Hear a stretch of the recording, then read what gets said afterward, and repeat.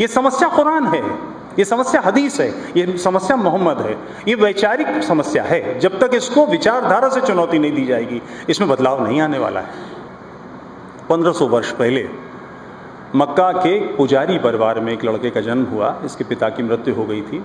बहुत ही अभाव में तिरस्कृत ढंग से पला। इसकी माँ ने इसको एक गाय को दे दिया, दूध भी नहीं पिलाया। बड़ा बचपन में जब बच्चे के अंदर मानवता, प्यार, लाड़ ये सारे विकसित होते हैं माता पिता के समय, वो इसको उपलब्ध नहीं हुए।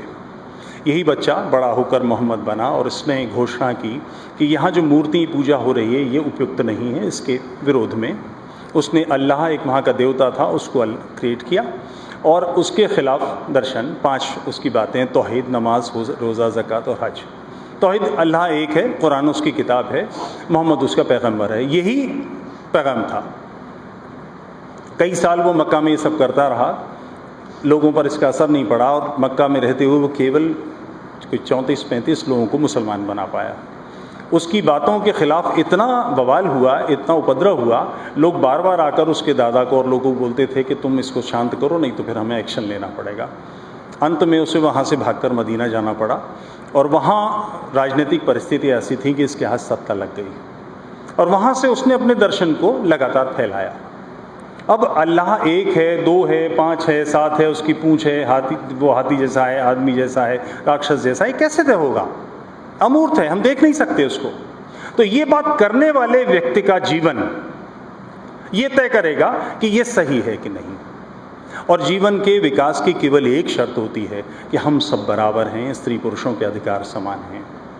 आप बादशाह हैं, मैं गुलाम हूँ, ये नहीं हो सकता। मोहम्मद ने मक्का पर कब्ज़ा कर लिया और उसके बाद अपने प्रसार में लग गया। लगातार ये सारी घटनाएं बढ़ती रहीं। दुर्भाग्य था कि उस समय वहाँ पर कोई ऐसी केंद्रीय सत्ता नहीं थी जो इसका विरोध कर पाती, प्रतिकार कर पाती। ये दर्शन चिंतन बढ़ता गया। मानव स्वभाव से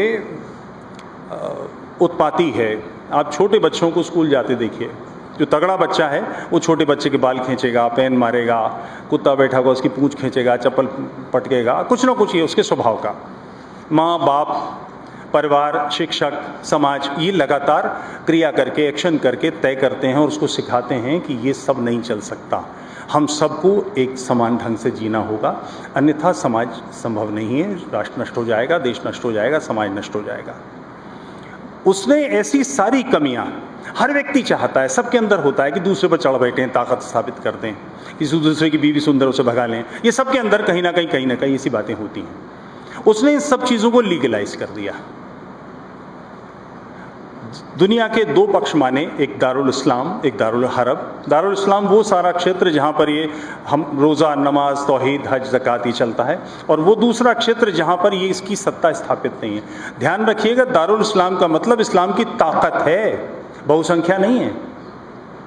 भारत में जब जिसे हम इस्लामी काल कहते हैं तब की छोड़ दीजिए, आज भी पाकिस्तान, बांग्लादेश भारत को एक कर दें तो भी मुसलमान बहुसंख्या में नहीं हैं, ताकत में हैं, जहाँ से वो हमसे जजिया वसूल कर सकते हैं, हमारी लड़कियाँ उठा सकते हैं, हमारे मंदिर तोड़ सकते हैं, हमारे आचारों को नष्ट कर सकते हैं, हमारे पुस्तकालय समाप्त कर सकते हैं, हमें गुलाम बना सकते हैं। जजिया को टैक्स मत समझ लीजिएगा। कई बार लोग कहते हैं कि जैसे टैक्स आज भी देते ना, इनकम टैक्स, वैसी जजिया था, ऐसा नहीं है। जजिया के नियम है कि लेने वाला नीचे बैठा होगा, देने वाला खड़ा होगा, हाथ उसका नीचे होगा और उस पर थूका जाएगा, जलील किया जाएगा, एहसास करा जाएगा कि तुम घटिया हो, तुम काफिर हो, तुम छिछोरे हो, तुम कमीन हो, ये एहसास कराने का, इस चिंतन को, और इसमें लगातार इसका माध्यम ये सब करने का तलवार ठहराया। इस सारी प्रक्रिया का नाम जिहाद है। लगातार इस्लाम और दारुल हरब के क्षेत्र में आप जिस समय सोचें, इस्लाम के यानी मुसलमानों के दिमाग में 10%, 20%, 50% हमेशा यही भाव रहता है। उनके मन में यह है कि हमारे चारों तरफ शैतानों का राज है, हम अल्लाह की मुमलिकत हैं, हमारा फर्ज उसके दीन को स्थापित करना है। ये एक ऐसा विषैला, बिल्कुल शुद्ध माफिया का चिंतन है जो ताकत चाहता है, सत्ता चाहता है। इस सत्ता के खिलाफ कौन होगा और इसका हल कैसे निकाला जाएगा? 1500 वर्ष हो गए हैं, इसको चुनौती भारत भूमि के अलावा कभी नहीं दी गई। 300 वर्ष क्रिश्चियन इस्लाम के साथ क्रूसेड लड़ते रहे। सामने की एक घटना है, 9/11 एक झपट में 19 लोग थे जिन्होंने, आप उस मानस की कल्पना करें, चिंतन को सोचें। लगभग 3.5 साल उन्होंने शिक्षण किया। बोइंग उड़ाना को बच्चों का खेल नहीं है, बहुत तकनीकी ज्ञान चाहिए। कुछ जर्मनी के थ्रू, कुछ ब्रिटेन के थ्रू, कुछ फ्रांस के थ्रू अमेरिका में दाखिल हुए, वहाँ 2-2.5 साल तक पढ़ते रहे। उस बीच में लोगों से मिले होंगे, मित्र बनाए होंगे, खाते पीते रहे होंगे, काम करते रहे होंगे, मगर लक्ष्य बिल्कुल स्पष्ट था कि हमें कुफ्र के खिलाफ लड़ाई लड़नी है। और एक दिन उन्होंने 4 विमान हाईजैक कर लिए, 2 ट्विन टावर पे गिरा दिए, तीसरा जो उसका CIA का हेडक्वार्टर ना, पेंटागन, और चौथे को उन्होंने व्हाइट हाउस पे गिराना था, जिसे वहाँ की एयरफोर्स ने मार दिया। 19 लोगों ने इतना बड़ा काम किया। अमेरिका तुरंत चढ़ बैठा, उसने अफगानिस्तान पे हमला कर दिया, हज़ारों लोग मार दिए। उत्पात बंद हो जाना चाहिए था, मगर नहीं हुआ। सीरिया से आईसिस खड़ा हो गया, कहीं से दाइश आ गया। क्योंकि ये समस्या तालिबान की नहीं है, ये अफगानिस्तान की नहीं है, ये समस्या कुरान है, ये समस्या हदीस है, ये समस्या मोहम्मद है, ये वैचारिक समस्या है। जब तक इसको विचारधारा से चुनौती नहीं दी जाएगी, इसमें बदलाव नहीं आने वाला है। और दुर्भाग्य है कि भारत में जितनी भी विचारधाराएं हैं, ये सारी आयातित हैं।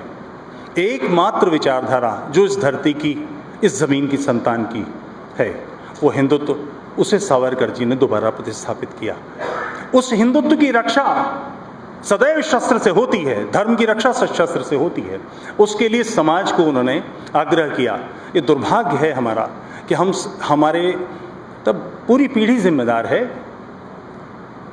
सावरकर जी राजनीति के महत्व को समझते थे, उन्होंने लगातार प्रयास किया, हिंदू महासभा के साथ काम किया। हम ही तो हैं, हमारे पूर्वज तो हैं जिन्होंने कांग्रेस को चुना, जो नेहरू को लेकर आए, जिन्होंने सावरकर जी को नहीं चुना।